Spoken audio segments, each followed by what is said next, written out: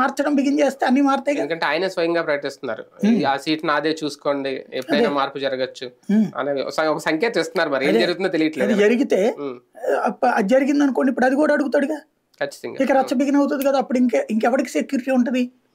ఇప్పుడు బీజేపీని ఇప్పటికే తిట్టుకుంటున్నటువంటి వాళ్ళు పురంధేశ్వరిని ఇక తెలుగులో కూడా తిట్టరు తర్వాత.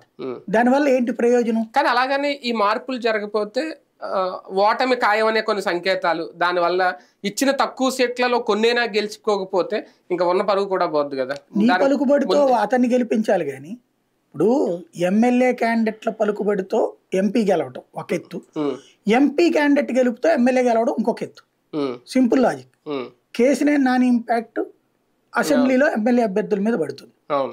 అట్లాగే నరసరావుపేట పార్లమెంట్ నియోజకవర్గ పరిధిలో వైసీపీ ఎమ్మెల్యే క్యాండిడేట్ల ఇంపాక్ట్ అనిల్ యాదవ్ మీద పడుతుంది, ఎంపీ మీద. కొన్ని చోట్ల ఒక్కొక్క రకంగా ఒక్కొక్క చోట ఉంటుంది. అక్కడ నీ ఇంపాక్ట్ అతని మీద పడాలి, అంతే కదా. ఇంకోటి మోడీ ఇంపాక్ట్ పడాలి అక్కడ నీకు అక్కడ లోకల్ క్యాండిడేట్ కొంచెం బలహీనంగా ఉంది, మెయింటైన్ చేయవచ్చు. చంద్రబాబుతో చెప్పించి మెయింటైన్ చేయొచ్చు. అక్కడిని కూడా సామాన్యుని బతకనేమో మనం. తెలుగుదేశం ఒక్క రంపచోడవరం ఇచ్చింది,